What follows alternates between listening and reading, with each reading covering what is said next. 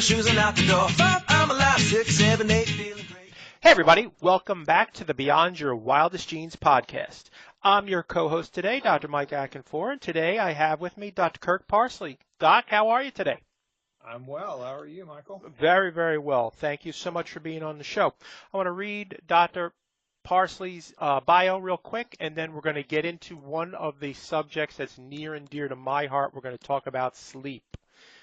So Dr. Kirk Parsley served as an undersea medical officer at the Naval Special Warfare Group 1 from June 2009 to January 2013.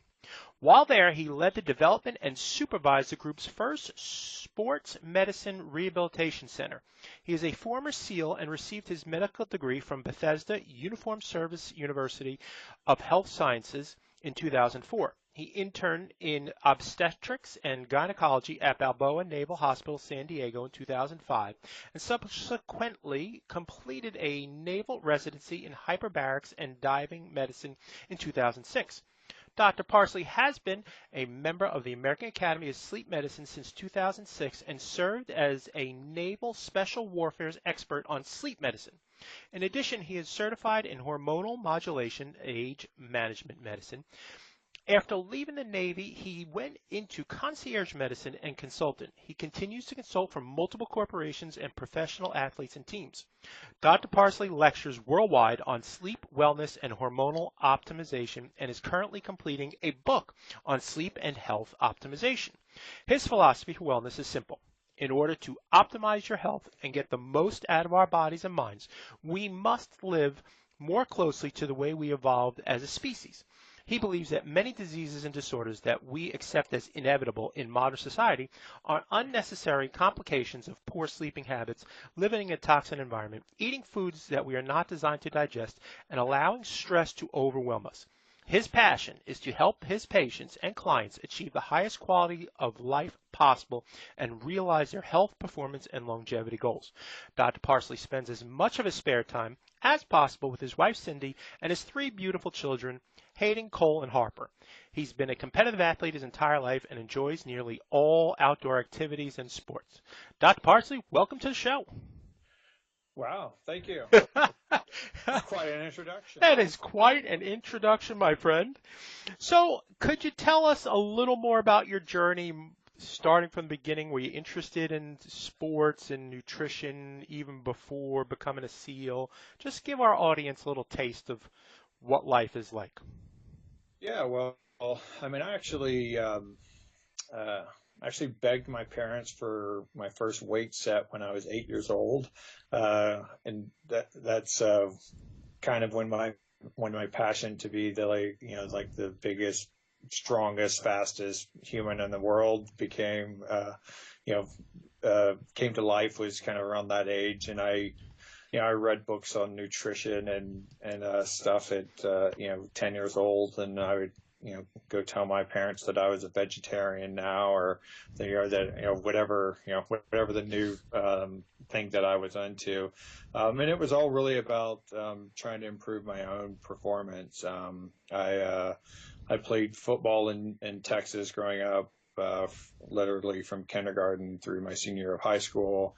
Ran track and field just because it had made you better at football, and then lifted weights because I liked it, and I was sort of innately good at it. And of course that makes you better at football too. And so that's how I spent my time. That's how I spent my focus. A bit of a tumultuous home environment, so I was kind of an angry kid, and I didn't do really well in school. I started kind of getting D's and F's around 3rd or 4th grade, I think, and ended up dropping out of high school and joining the military to become a SEAL, because I wanted to do the toughest training in the world, and I wanted to be violent and not go to prison for it.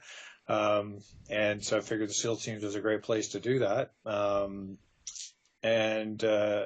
made it through SEAL training, started working as a SEAL, and, quickly realized that it was kind of a young single man's job, and this was pre 9/11, so we didn't really have much in the way of combat. We had the Gulf War, which was just a minor little skirmish, and I just, kind of set my sights on doing something else, and always had a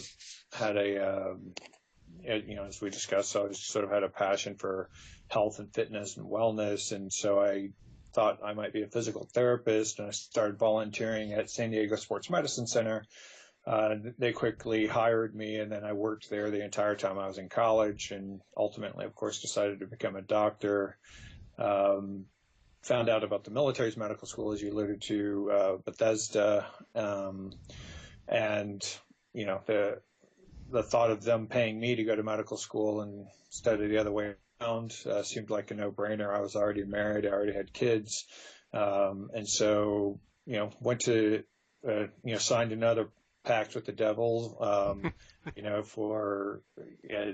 they agreed to educate me as a doctor, and then I had to be a doctor for them for 8 years, and then I figured I would end up going back to the SEAL teams, and of course I did.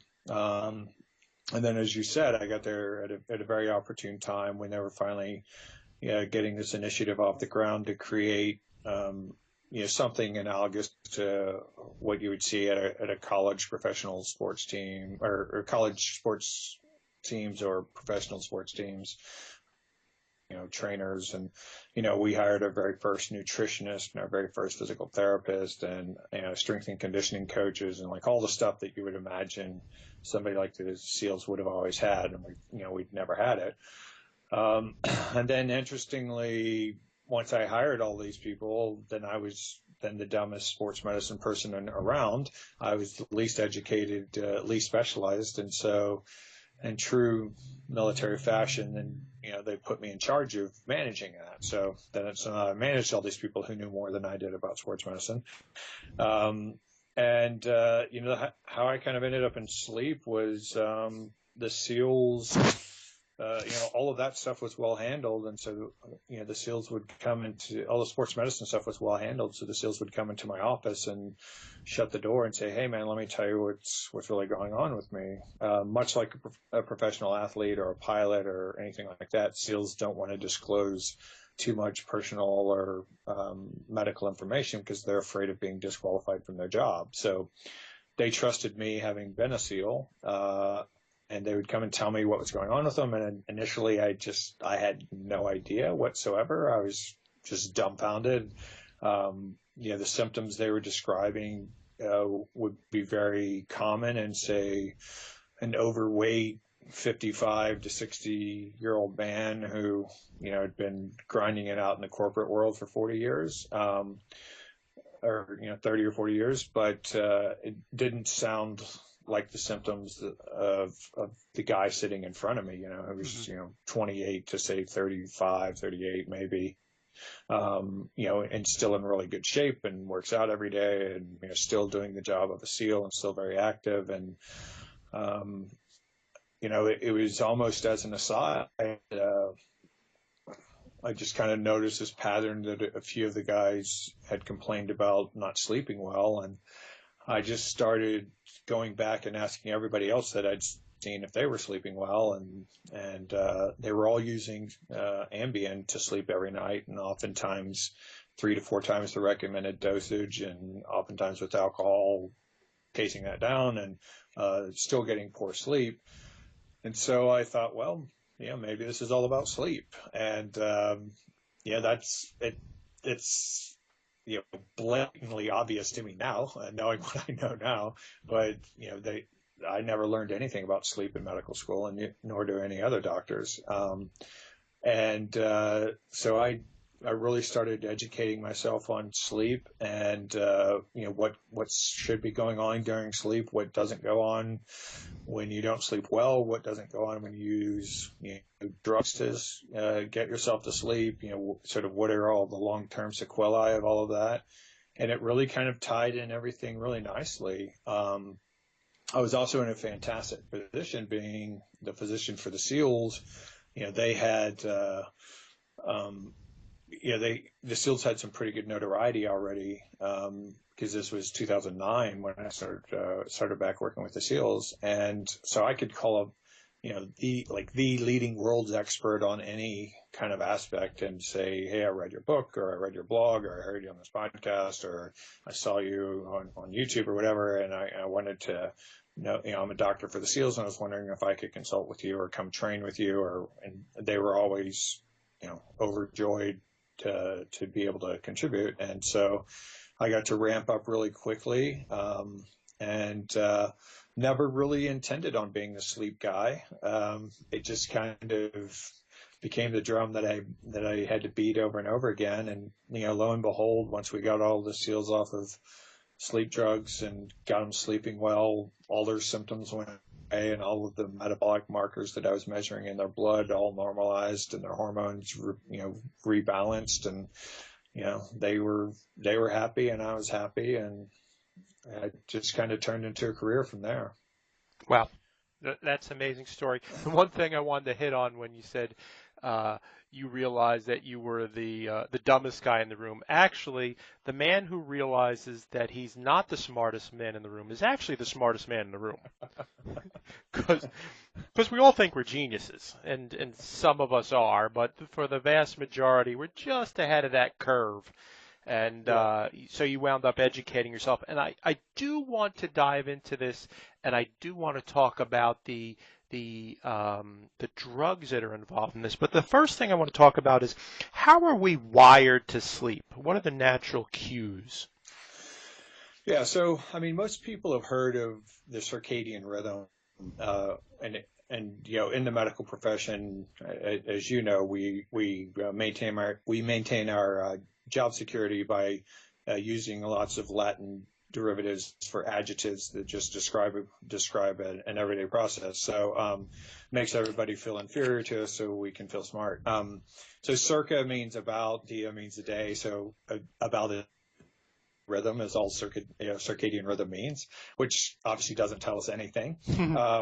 But what that is meant to allude to is the fact that every animal on this planet, including humans, uses the sun to coordinate its sleep and wake cycles in proportion to the length of days and nights, depending on your season and how far you are from the equator. And so humans are no different, and we have some ganglion in the back of our eyes that have nothing to do with vision. All they do is they sense blue light. My suspicion is because the sky is blue, and so that would make sense to evolve to sense blue light. And as soon as blue light decreases in our eyes, those ganglions start firing, and they go through sort of this complex neuronal pathway, ending up going through something called, what most people have heard called the master clock. It's also called the suprachiasmatic nucleus, again, job security word, and ultimately firing the neurons in a region of our brain called the pineal gland, which secretes melatonin. Melatonin essentially has lots of functions, but one of its major functions is it decreases the adrenal hormones, and the adrenal hormones are, by and large, the hormones that keep us awake and alert in proportion to our environment. And the whole idea is to be not awake and alert. And then, lots of other neuronal changes happen in the brain, and a neurotransmitter called GABA, gamma-aminobutyric acid for anybody who cares. GABA then goes to the neocortex, which is the big human part of our brain, which makes us the smartest animal in the world, as opposed to the lizard brain, sort of the midbrain and below, that sits underneath that. And when GABA is secreted, it kind of slows down that whole neocortex, and it makes us less aware of our environment. And then we interact with our environment less, and then eventually we dissociate from our environment, and that is actually the definition of being asleep, is that there is a barrier between you and your environment, and you can be awakened from it. So obviously, if you've been knocked unconscious, there's a barrier, but you're not asleep because we can't wake you up. And then I throw in a third one that's kind of my own little addition to that definition, is that there's predictable neuronal patterns that we can measure in your brain. And if all three of those things are going on, then you're sleeping. And really all of sleep hygiene, all the stuff that you hear about improving your sleep is meant to do one of two things: either decrease your interaction with your environment, that GABA pathway, or decrease the light saturation in your eyes to allow your brain to do this normal little cascade of events to produce melatonin and lower stress hormones. Of course, we live in this super stressed out world and a super stressed out environment. So our stress hormones are really high, which means that we have to produce even more melatonin, and we have to have, if you like, even more override of the sympathetic nervous system, which leads to a lot of our insomnia problems, and it can lead to some neurotransmitter deficiencies and trace element deficiencies and other things, because we're essentially having to do more with this pathway than we ordinarily would if we weren't so stressed out.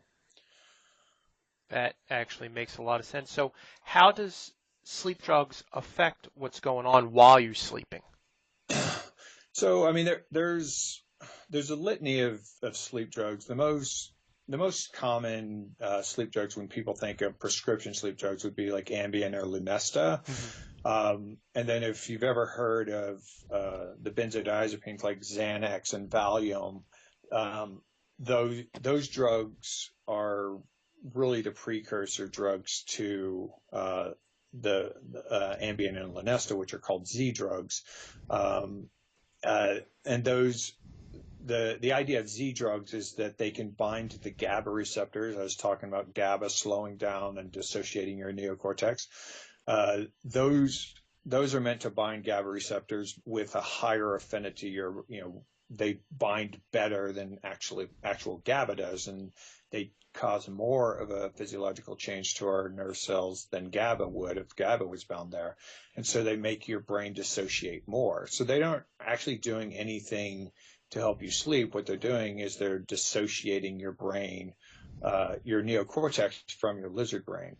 Unfortunately, that doesn't do anything about that other pathway I was talking about, where I talked about melatonin production. There's actually about 20 to 30 little neurotransmitters that are involved in there. And so that's why people can take drugs like Ambien, and their brain becomes completely dissociated, and they can literally sit up and watch television, have conversations, get in their car, drive places, go downstairs, cook themselves a meal, get back in bed, and not have no memory of it because they've dissociated their neocortex. It also interferes, Ambien and the benzodiazepines as well interfere with what's called REM sleep, which most people have heard of, rapid eye movement sleep. And alcohol and alcohol interferes with what we call deep sleep or slow wave sleep cycles, which is where your body's repairing. REM is more where your brain is recharging and repairing. Your sleep is kind of equally divided between those. So really any kind of sleep drug, whether it's Benadryl over the counter, alcohol, any type of sedative like a benzodiazepine or one of the Z drugs, or even some of the antipsychotic drugs get used, antidepressants get used, and all of these things are pharmacological tricks. There are hundreds of thousands of reactions going on in the brain, and all of these drugs just do one of those things, and they do one of these things to such a severity that it allows you to quote unquote sleep. But the reason I put that predictable neuropathway part in the definition of sleep is because when you take sleep drug, you distort your sleep patterns. You distort those normal sleep cycles between deep sleep and REM sleep, and what that pattern looks like. And when that pattern becomes unpredictable or distorted, then we know you're not getting the same benefit as if you would have gone to sleep without those drugs. Sure. You had just mentioned briefly about alcohol. What was that? What happens when somebody takes in alcohol before sleeping? Yeah. So alcohol in excess is actually perceived as a toxin. Especially once it gets processed by the liver and its byproducts is even more toxic than alcohol. That actually leads to your brain and body perceiving that as a physiologic threat, and it ramps up your adrenal functions.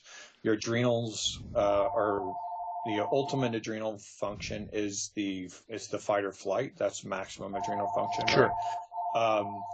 But your adrenals, as I said, keep you alert and awake in proportion to your environment. So they're sort of like the immune system for what's outside of your body. But it perceives this toxin and it ramps up adrenal function to help you, fight off this insult on your body. And that's why when you drink alcohol to excess, you might fall asleep well. And that's just simply because you've drugged your neocortex to the state where it's dissociated from who you are at that point, just like the Z drugs do. But then once all these toxins build up and your adrenal hormones ramp up, then you bolt upright, 3-4 hours later, you feel horrible. You feel like you haven't slept at all. You're not refreshed at all, but you can't go back to sleep. And that's because your adrenal hormones are sky high. When you do just sort of moderate amounts of alcohol, you still interfere with what we call slow wave sleep or deep sleep. And it's during slow wave or deep sleep, it's where you're secreting growth hormone, where you're secreting testosterone, where your body is repairing all of its tissues. It's the most anabolic time in your life. Your immune system is functioning at its highest. You're fighting off, bacteria, virus, parasites, anything like that happens to be in your body. All of that's being done during deep sleep. There are some neurological things happening as well, but primarily it's heavily focused on restoring the body and repairing, physiologically from whatever damage you've done to your body that day. Fascinating. Talk to me about a term that I've never seen before that I think you've coined, sleep hygiene. And how do you apply that? Yeah, so sleep hygiene is really sleep ritualization in my mind. I mean, I didn't coin that term. That term's been thrown around, and the reason I talk about it is because, like many medical terms, it kind of gets thrown around to the point where it's too complex for anybody to understand, or it's too nebulous for anybody to understand. And I think we're at the point where it's just so nebulous as to exactly what sleep hygiene is. But I always tell people it's like this. If you have children, or if you've ever been a child, you'll probably remember some sort of sleep ritualization around your child's bedtime, right? You can't just take a 3-year-old who's running around the house screaming, tooting horns and smashing fire trucks around and then just throw him in his bed and walk away. There has to be like a slow down period. And this is really what we're talking about with sleep hygiene. Adults still need it, but we don't do it. And it's one of the biggest causes of insomnia. So, obviously when you're a kid, there's usually, you start with a little bit of quiet time, and what you're doing there is you're slowing down the neocortex. You're, decreasing their interaction with their environment around them. And then you do something like, give them a bath, and that lowers their body temperature a little bit. That's one of the cues for going to sleep. And then they put on their soft little jammies and some powder, and then you put them in bed and you read them a story, again, kind of slowing things down, distracting their minds. Then there's story time, and then there's, rearranging the stuffed animals and a little bit of snuggle time, and then you turn off the light, and then you leave or whatever. And there's this whole, sort of hour-long process to getting kids ready to go to sleep. Sure. Adults need the exact same thing. We just don't do it. When I tell a lot of people that they need 8 hours of sleep, and they say, okay, I'm going to sleep from 10 to 6, but they're on their computers, typing until 9:59, and then they shut their computer and jump in bed, and 15 minutes later they're not asleep, and they're just like, what the hell? I'm all frustrated. Why am I not asleep? It's like your mind's still going a million miles an hour. So sleep hygiene is really just about those two things that I was talking about that comprise how we're wired to sleep, slowing down the neocortex, slowing down our interaction with the environment. And that includes email, and that includes conversations and fights with your spouse, and, all these types of things that can, make you more alert, stimulate you. You want to decrease all of those, and you want to decrease the amount of light going into your eyes to allow that normal cascade of events. As I said, the way we're wired is, when the sun went down, we didn't, there was no more light, no more blue light going into our eyes. And about 3.5 hours later, we had, sufficient enough neurological changes to drift off to sleep. Hmm. But now we have electric lighting, and we have backlit tablets and computers and iPhones and all of these televisions and all these types of devices that are putting blue light in our eyes all the way right up until bedtime. So sleep hygiene is really anything that ameliorates those things. So you can wear gaming glasses, and this is one thing I do. I put on, they're actually, the ones I wear are actually shooting glasses, but it's the same concept. They're like these yellow lenses, and they block blue light. And I put those on at about 7 o'clock because I go to bed about 10 o'clock, and you start decreasing the blue light in your eyes. You can buy light bulbs that made by Philips that drop all the blue light out of out of their light spectrum, so you don't have to worry about that. You can put programs on your computer that will take all of the blue light out of your computer. This is available on smartphones as well. It takes all the blue light out of your screen after sundown. You set it to your time zone. So those types of things, and then just decreasing the amount of light overall. So keeping your lights a little more dim, and just allowing your brain to do its normal bits. And then at least an hour before bed, you have to do something to wind yourself down and get work out of your brain and get the worries and lives and tasks out of your brain, and to allow your neocortex to slow down, quit interacting with your environment so much. That can be a stretching routine, some meditative routine, doing some reading under low light, taking a cool shower, taking a cool bath, whatever it is, just to kind of slow yourself down, not try to work right up until the minute you go to bed. And that's really all sleep hygiene is. So you could list out a million little components, million little tricks and nuances to that, but those are the concepts. You're just trying to decrease the light in your eyes and trying to decrease how stimulated your brain is. I love it. It is something that I do. I use a blue block. I decrease the lights in my office when I come home from our chiropractic center. There are many, like you said, there are many different things. I meditate right before bed because I'm usually working on the computer, and try to dial it down. With the last thing that I do is a meditative practice and a brain training practice that really does help me sleep much, much better. Talk to me about research on naps, because it's another one of my favorite pastimes. Yeah, it's one of my favorite pastimes too. So naps are really fascinating, and my favorite researcher. There's tons of great research on it, but both research wise and just personality wise, I really like a woman named Sarah Mednick, Mednick.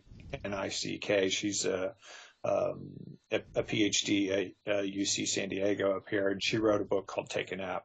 It's a small little read, just kind of more of a guide than a book. But the interesting thing about napping is that, one, you can use it as a compensatory mechanism for inadequate sleep. So I work with a lot of law enforcement and government workers, so first responders, DOD, DOJ, even professional athletes that have to travel and play games at night and go across multiple time zones. Of course, military, and there are and even lots of doctors, obviously, that do shift work, especially doing call or working in the ER. There are a lot of people that really just simply don't have enough control over their life to get the right amount of sleep. And naps are one of the ways you can decrease the deleterious effects of sleep deprivation. The World Health Organization actually classifies shift work as a carcinogen. Yep. I mean, it's like on the same plane with tobacco smoking. We know that sleep deprivation increases your risk of all diseases and increases your risk of dying of any disease or any cause, substantially, and accidents as well. So naps are a way to get more sleep if you're not getting enough sleep, but they're also a way to improve performance. So if you are getting adequate sleep, the things that things that we've learned about naps is that you can get adequate sleep, and then you can take a nap, say in the middle of the day. And usually the ideal time to nap, if you're waking up somewhere close to sunrise, the ideal time to nap is usually around somewhere between 1 to 3 p.m. A 20-minute nap will restore creativity, and some cognitive functioning. Something between a 20 and 45-minute nap is going to restore most of your executive functioning, so your ability to make decisions, solve complex problems, and schedule and plan, and all of those types of executive functions. All of that gets replenished with that 45-minute nap.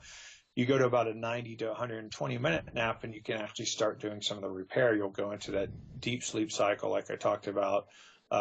You'll start repairing your body. You'll start, secreting some hormones. You'll become more anabolic. You'll repair. You'll wake up with not only improved neurological functioning, but also a little bit of improved physical capacity.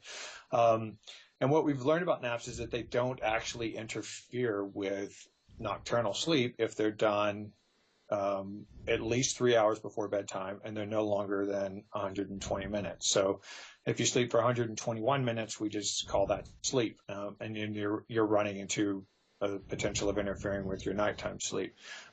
So right around that 90 to 120 minute is the sweet spot. If you can afford an hour and a half to a 2-hour nap in the middle of the day, that would be great. Most people can't, but even a short 20-30 minute nap can substantially improve your performance and your mood and the joy you get out of everything, even if you're getting adequate sleep. We have a natural dip in our adrenal functions and a spike in our body temperature that happens around that 1 to 3 p.m. time, and our bodies are just kind of really designed to nap during that period, and that's why historically we've had the siesta. That was the time of day that happened. That's a normal physiological event. It is something that I'll be playing for my wife because she's not a big napper, but she is much more, she sticks to her circadian rhythm, goes to bed really early, gets up really early, where I'm more the night owl. And I said, naps are God's gift to mankind. Yes. So I will be playing this back for her. And another really interesting thing about naps, and what's a lot of Sarah Mednick's research is around naps and learning. And as you probably know, learning really occurs not while you're learning and practicing the skill, but when you sleep. You take things out of your short-term and your working memory, and you transfer them into long-term memory, and you lay down what's called a durable track, which is just like a more robust pathway for that to become, sort of an automated behavior, like tying your shoes or riding a bicycle, or anything that can be muscle memory. That's a durable track. Playing an instrument, all these types of things where you take complex things and you learn how to do them without thinking about them anymore. And you can actually have somebody train in the morning, test them at the end of that training period, and then say, I want you to come back 8 hours from now, and we're going to test you again. When they come back, their performance is going to diminish throughout the day, because as they do other things, they're going to forget about all this. It's not going to be transferred into long-term memory yet. So when they come back in the evening, their performance is going to be worse. But then once they go home and go to sleep and then come back the next morning, their performance will actually be better.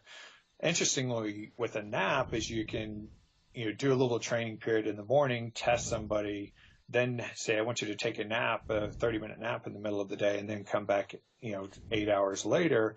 They'll actually perform better than they left the morning session at, because they get the same benefit as if they had slept overnight. And then they'll go home and go to sleep that night, and then come back the next morning even better. So they're essentially learning twice as fast. And this is really true for anything. It doesn't matter if you're trying to understand complex physics equations, or learn a language, or learn to play the piano, or a sporting activity, physical skills. Doesn't matter. So I think naps are fascinating for that. As a performance enhancing tool as well. It's my bachelor's degree is in exercise science, and this exact thing is what I got to see when I interned at one of the Olympic Research Training Centers back in the early 90s. all of this information is stellar. Like Yeah. this is fantastic, and it's what most of us don't follow. Right. Right. That's the It's sad part of it. Yeah. It's unfortunate. I mean, it's amazing when I work with clients. I focus on four pillars of the lifestyle. I call it, sleep, nutrition, exercise, and some sort of stress control, mindfulness, whatever kind of whatever you want to call Mm-hmm. that. That fourth pillar. And by far, the most resistance is against the sleep. I mean, nobody wants to hear. It is the most unpopular message. I think it should be as simple as selling sex. It's like, hey, it feels good. It's a totally normal thing to do. Why wouldn't you want to do more of it if I'm giving you good reason to do it? But people are they're vehemently against this. I mean, they act like I just told them they need to sacrifice one of their children if I say, you need to sleep 8 hours a night, especially these entrepreneurs and, C-level executives and stuff. They're just like, I just don't have that time. I don't have time to sleep that. And I'm like, well, it's time now or time later. I mean, if you don't have time to sleep, you better allot some time to be really sick or, allot some time to shorten your life, because that's what happens with chronic sleep deprivation. Yeah, I would say people almost wear it like a badge of honor. And the saying is, I'll have time to sleep when I'm dead. Right. It's frightening. Sleep is for the weak and all this other stuff. And then, you can show them all the data you want to. There's been so many studies where they've correlated sleep deprivation to the impairment from sleep deprivation to the impairment associated with alcohol. And, being awake for 18 consecutive hours, at that 18th hour, you perform as though you have a blood alcohol level of 0.05, which is, about 2 drinks for a guy like me, for a guy my size. Okay, maybe that's no big deal. You're not legally drunk, but you have to admit that you're impaired. Yep.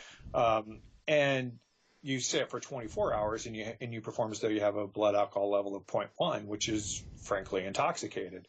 And you think of how many professionals are out doing their job, working night shift. I mean, especially doctors. Doctors pull 36 hours call all the time. Sure. This guy might be doing surgery on you when he essentially might as well be drunk. I mean, I do a little bit in my TED talk about, you're about to go into surgery and your surgeon, takes a shot of whiskey right before, and that would freak you out, right? But we accept that with sleep. We accept the fact, oh yeah, he's only mildly impaired. It was just one shot, right? It was just one shot of whiskey. It's no big deal. We would never say that, but if we say, oh, the guy's been up for 24 hours, they're like, oh, well, that's not a big deal. I mean, doctors do that kind of stuff. And, same thing with police officers because they work night shift and then sometimes they have to go to court during the day and, do paperwork and all sorts of stuff. And, we just accept that as like, this is what you should be doing if you're a hard charging human. And even the other thing that people don't generally know is that, I say you perform as though you have a blood alcohol level of 0.1 when you've been awake for 24 hours. Most people say, well, okay, I don't stay up for 24 hours. I might not get enough sleep, but I don't stay up for 24 hours. Well, there's research to show that if you just deprive yourself of sleep, of 2 hours of sleep a night, which is sleeping about 6 hours a night, which is very common, you sleep 2 hours less per night than you need to for 11 days in a row, and then your performance is exactly the same as somebody who's been up for 24 hours. You do that for 22 days, and then you perform exactly like somebody who has been awake for 48 hours, which is, just a hot mess. And lots of people do that. So, as a society, we're really setting ourselves up for failure by, this mantra of I'll sleep when I'm dead and, all that type of stuff. I can attest to this with 100% certainty. We had our first child, Emma, who's now 13. I am not exaggerating. She did not sleep through the night for 5 years. Wow. I was morbidly obese, triglycerides through the roof, blood pressure, blood sugar. I also happened at that time to discover your friend Rob Wolf's book, and truly, and I've said it to him as he's been on one of our summits, that it saved my life by going paleo.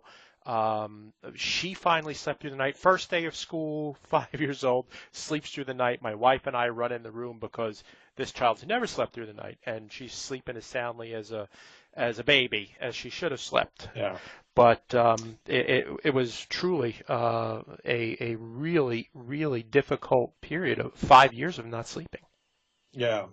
And that is a difficult problem. And there's good research on it that, it's been done multiple times that estimates, it sounds like you had an extraordinarily rough time, but they estimate that the average couple loses 6 months of sleep in the first 2 years of their child's life. So you're essentially losing 25% of your sleep. So I always tell new parents, as romantically unattractive as it is, you really have to cycle. Like you really have to take turns. And like, tonight I'm going to sleeping in the guest bedroom with earplugs in, or whatever it takes. And like you're on kid duty, and then tomorrow we're going to switch, or we'll do a couple of nights at a time or whatever.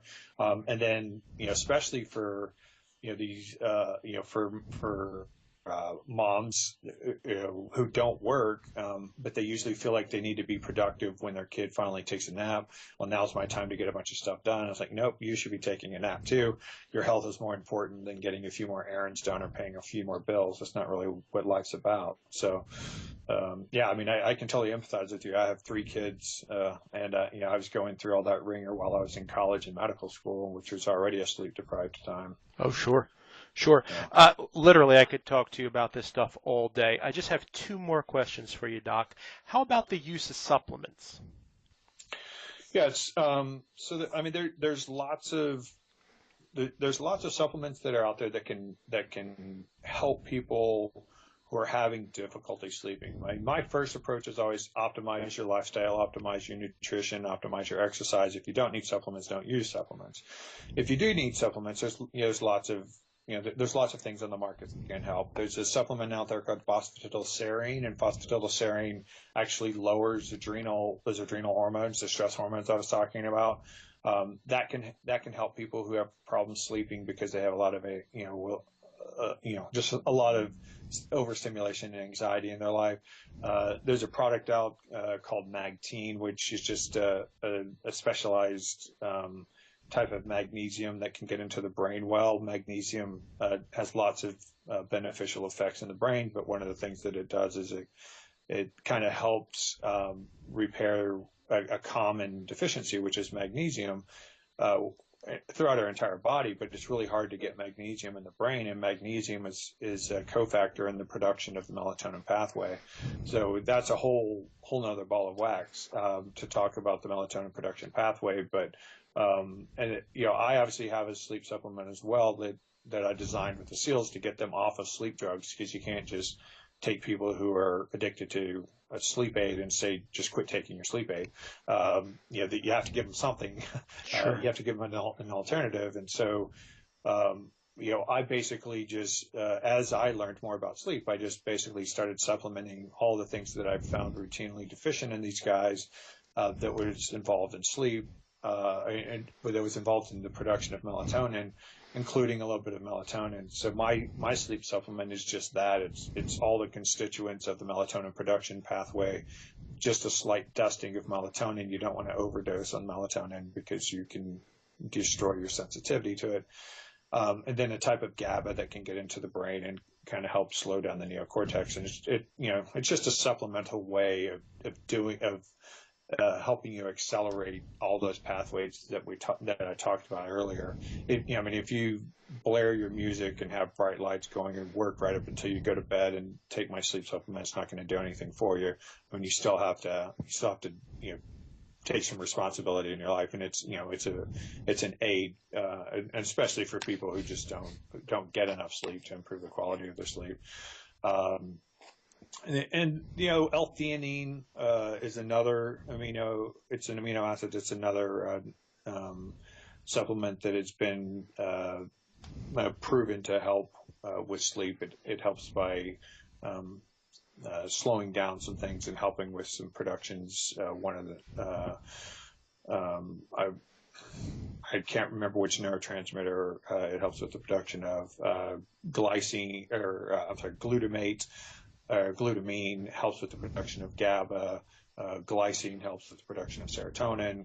So, I mean, but you can go, you can go to a health food store and find sleep supplements all day, but basically if you're trying to handle it through a nutritional deficiency and lifestyle modifications, you're much better off than trying to drug yourself to sleep. Agreed, 100%. Doc, where can people find your supplement and find you on the web? So my site is Doc Parsley, DOC, and then Parsley, docparsley.com. You can find my supplement on there if you go to the shop, or the actual URL for the supplement itself is Sleep Cocktails, all is one word, an S on the end, sleepcocktails.com. And that's because for some reason the Los Angeles Times owns sleepcocktail.com, and I can't afford to buy it from them. So so it's sleepcocktails.com, although there's only one sleep cocktail. Very nice. Any parting words for our audience, Doc? My parting words for your audience, because I know how people react to the sleep message, is really just give it a fair shot, give it a fair shake, and at the very minimum, go and do some research on it and try to convince yourself that sleep is important. As you know, as everybody knows, people don't tend to get better at anything that they don't prioritize, and it's a really under prioritized thing. And so, I mean, if I can get people to believe in the message, it's pretty easy to figure out how to improve your sleep. It's much harder if people are, sort of lukewarm to the idea of trying to improve their sleep. So at the very least, go educate yourself. An ideal thing, if you think you're already there, I always tell people there's tons of 30-day challenges out there. I offer a 7-day challenge. For 7 days in a row, make sleep your number one priority. Literally, it's your number one priority. It goes above everything else. And see at the end of that week if you don't feel remarkably better. And if you don't, then you can throw away everything I said. And you can go on living your life however you want to. But if you feel fantastic, at least consider the idea that you should keep running that program. That's fascinating. It gave me a great idea. We run regularly paleo challenges combined with chiropractic care, and we see people's heart rate variability go through the roof in a matter of 30 days. But you know what? I like that idea of a sleep challenge. That's a fascinating thought. Nothing balances autonomics better than sleep. Yeah, absolutely. So your heart rate variability would I mean, that's a great measure for how well people are sleeping, and somewhat, some people are using those as part of the wearable devices now that track sleep, is including heart rate variability, because obviously if you're underslept, then you have excessive sympathetic tone, and that leads to more stress and leads to worse sleep, and vicious cycle. Vicious cycle. Yeah. Well, Doc, thanks so much for taking your time out of your busy day to be on the show. It is really, truly appreciated. Folks, if you like what you've heard today, please go to iTunes or Podomatic and write a review for us. We greatly appreciate that. You could also check out our first project, which is called the painreliefproject.com. 33 experts in natural pain relief, natural solutions that actually work.